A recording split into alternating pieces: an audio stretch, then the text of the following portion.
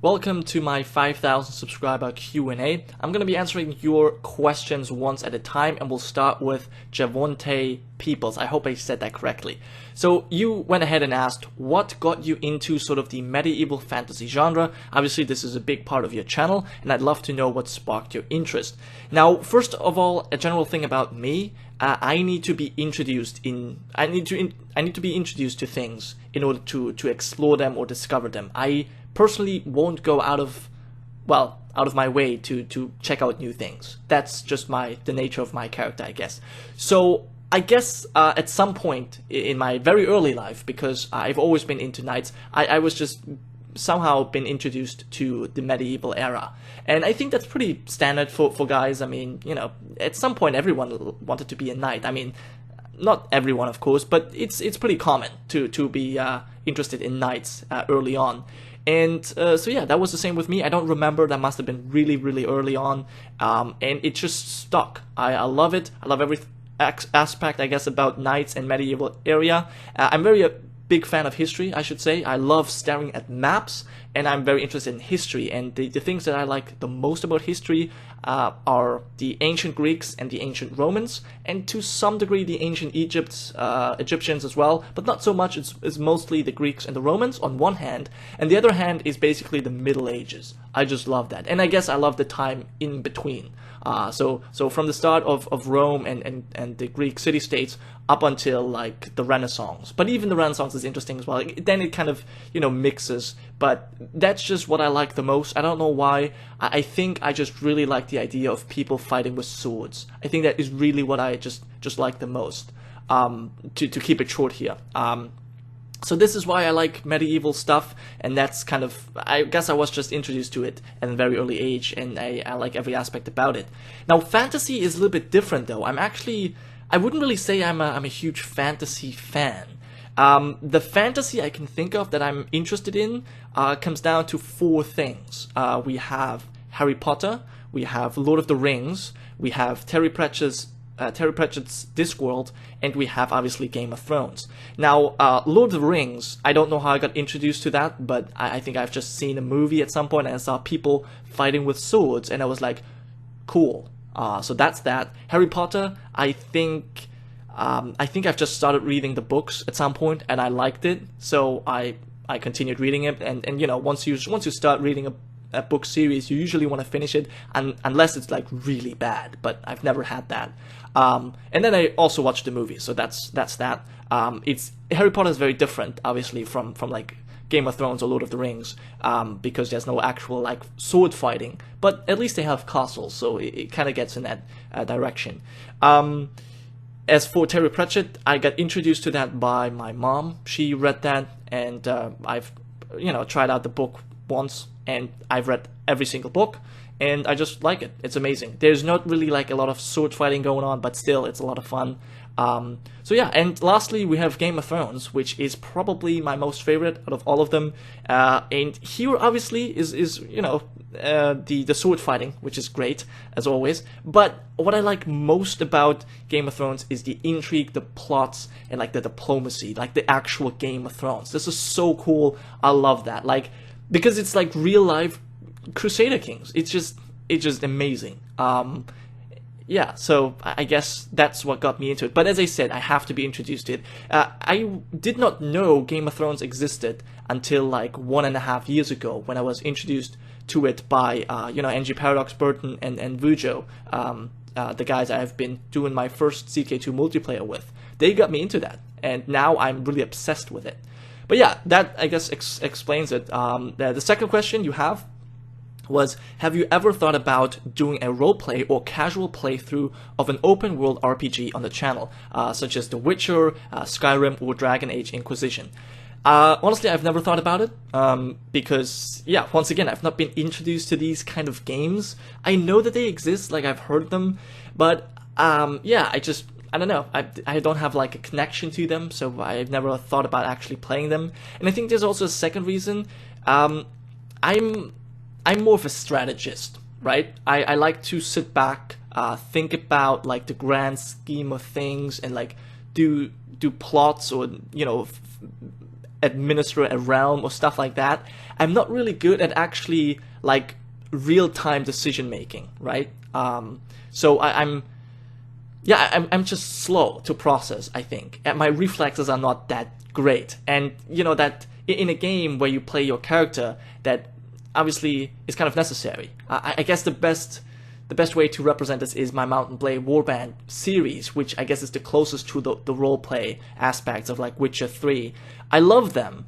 I love Mount and Blade Warband, but I also get killed a lot in battle because I'm just too slow to react sometimes. I'm just not really good at fighting. And obviously that's often a big part of these games. So yeah, I guess that's not as fun if you get killed all the time. But I don't know. I think here again is the thing. I've never really been introduced to it, so therefore I've never really thought about doing it. So yeah, that was that. Up onto the next question. This is not actually a question. This was well, sort of asked by Clayton Kilo. It was more of a suggestion. You should do a grand campaign with all the Paradox game if it is possible.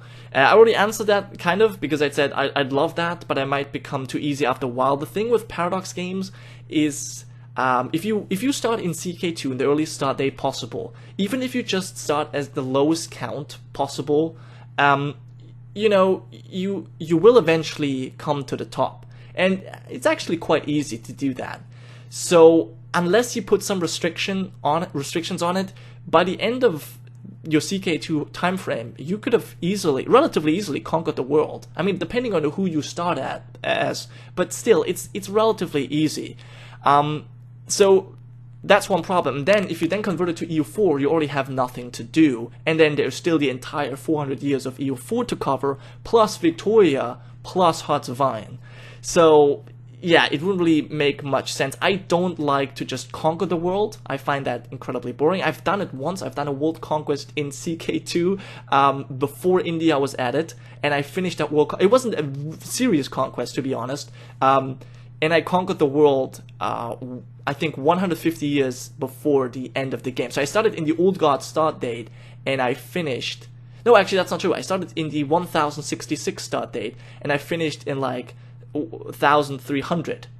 Everything conquered except for India, obviously, but as I said, I wasn't even trying to do it. So it's really difficult to keep it interesting, because even if you put restrictions on it, the restrictions must still make the game interesting. If you just say I don't conquer, well, that's boring. So that's a big difficulty about this, but I'm actually trying to do that with my converted Byzantium game at the moment. I've played that only for like maybe 100 years in CK2, and I've now converted that to EU4, and at the moment it's actually pretty balanced because we are a strong power, we're able to do things, but there are a lot of other big powers around us that could potentially balance us. So that's at the moment interesting. We'll see how it goes, but I'm actually thinking about converting that to Victoria 2 as well, but we'll see.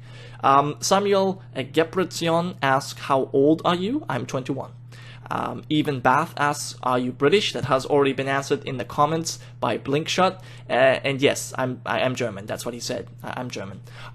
Punky asks, what is your name? I don't want to say that right now. I will probably do it at some point. It's not really an important thing, but I just don't feel comfortable saying it at the moment. But he also asks, what are you going to play any games other than strategy ones? Not saying I don't like them, of course, just asking. I guess I answered that already, kind of. I mean, I would have no problem with playing other games than strategy ones, but I just like them a lot because, as I said, I'm a strategist, and also I've never really been introduced to other games. So, I don't know. I mean, I did feature League of Legends once, so yeah, maybe. But yeah, there's I don't know. There's no reason for me to necessarily do it, but I could.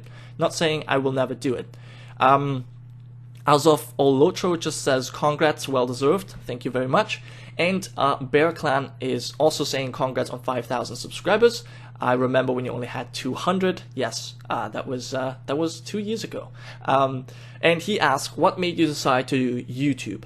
Now, I guess there are several factors, but in the end, it comes down to Arumba's 100,000 subscriber streams. There you go. 100,000 subscriber streams. That was where he revealed his face, and I initially just watched that because, you know, I'm not a big Roomba fan in a sense that he's doing fine videos. I have a pretty neutral opinion about him.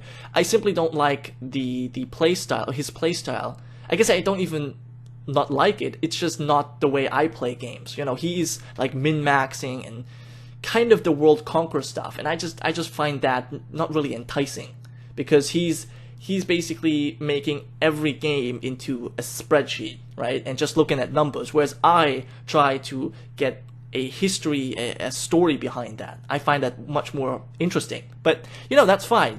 Apparently, quite obviously, his videos are very popular and people like it. So, but anyways, what I was saying is he's obviously a big YouTuber in the paradox game genre, I guess.